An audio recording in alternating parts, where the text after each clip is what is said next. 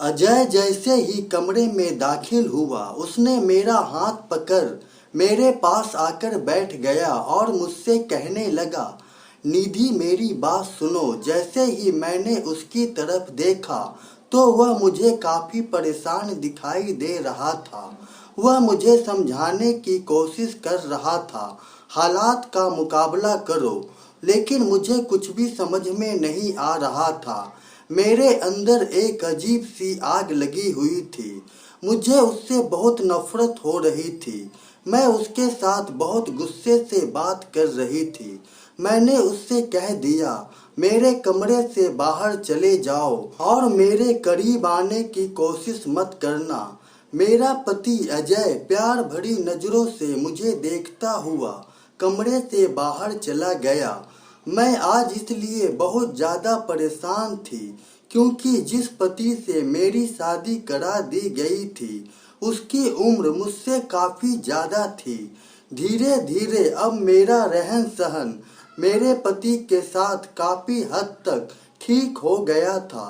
अब मैं उसकी हर बात मानने लगी थी। मेरा पति अब मुझसे बहुत ज़्यादा मोहब्बत करता था, लेकिन परेशानी की बात यह थी कि मैं आज तक शादी के बाद उससे खुश नहीं थी।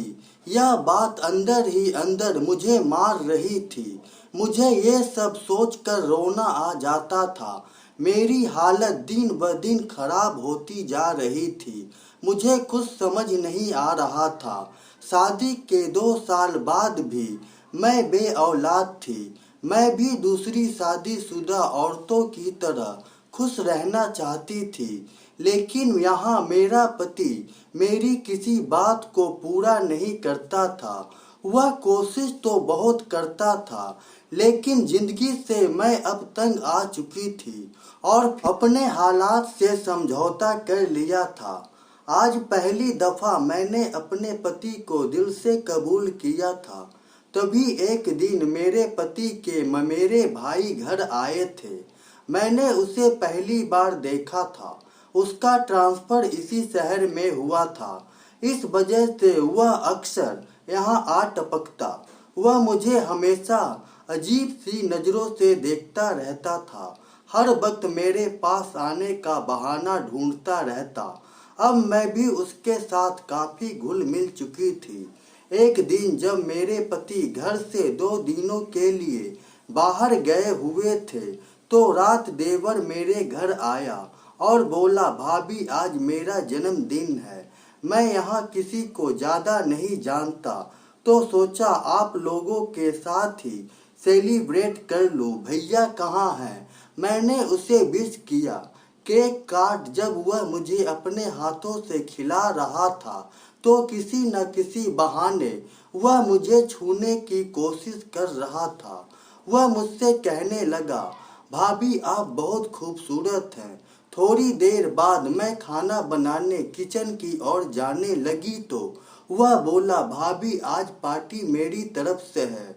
उसने मुझे रेस्टोरेंट चलने को कहा। मैंने मना किया तो वह बोला, ठीक है मैं यहीं खाना पैक करा ले आता हूँ, और वह चला गया। वह खाना लेकर आया तो मैंने हम दोनों का प्लेट लगाया। उसने एक शराब की बोतल निकाली और मुझसे भी जिद करने लगा, भाभी प्लीज एक पैक। मेरे लाख मना करने के बाद भी उसने अपनी बात मनवा ली। भाभी आज बर्थडे के दिन ये छोटा सा गिफ्ट दे दो मुझे। एक पैग में ही नशा हो गया था। मुझे उसकी मीठी मीठी और प्यारी बातें मुझे उसकी ओर खींच रहे थे। उसके साथ बिताए गए पल मुझे काफ़ी सुकून दे रहे थे। अंततः मैं भी उसके प्यार में थी और उस रात हम दोनों के बीच एक रिश्ता बन गया। फिर हम दोनों के बीच ये सिलसिला छुपते छुपाते करीब 4 महीने तक चला। एक दिन अचानक से मुझे खबर मिली कि मेरे पति का एक्सीडेंट हो गया है और वह अस्पताल में है। मैं जब वहां पहुंची तो उनकी डेथ हो चुकी थी। मेरा देवर मुझे तरह तरह से संतावना दिलासा देता रहा, लेकिन अब मैं टूट चुकी थी।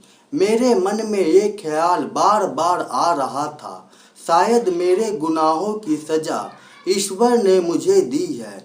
फिर एक दिन मेरे देवर ने मुझसे कहा, भाभी मैं आपसे शादी करना चाहता हूँ, आपकी सूनी जिंदगी में खुशियों के रंग भरना चाहता हूँ।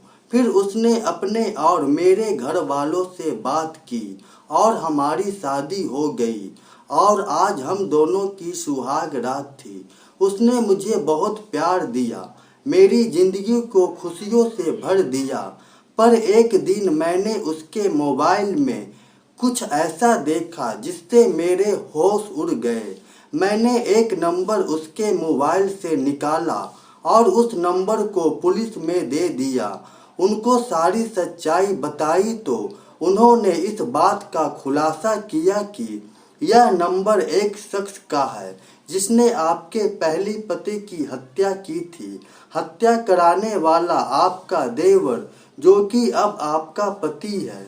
जब देवर से पूछताछ की गई तो उसने बताया, दौलत के लालच में आकर मैंने ये प्लान बनाया था। पहले भाभी को अपने प्यार के जाल में फंसाया, फिर उसके पति की हत्या कराई जो देखने में एक साधारण मौत लगे। फिर धीरे धीरे इस सारी प्रॉपर्टी भाभी से मैं अपने नाम करा लेता और उसे भी अपने रास्ते से हटा देता।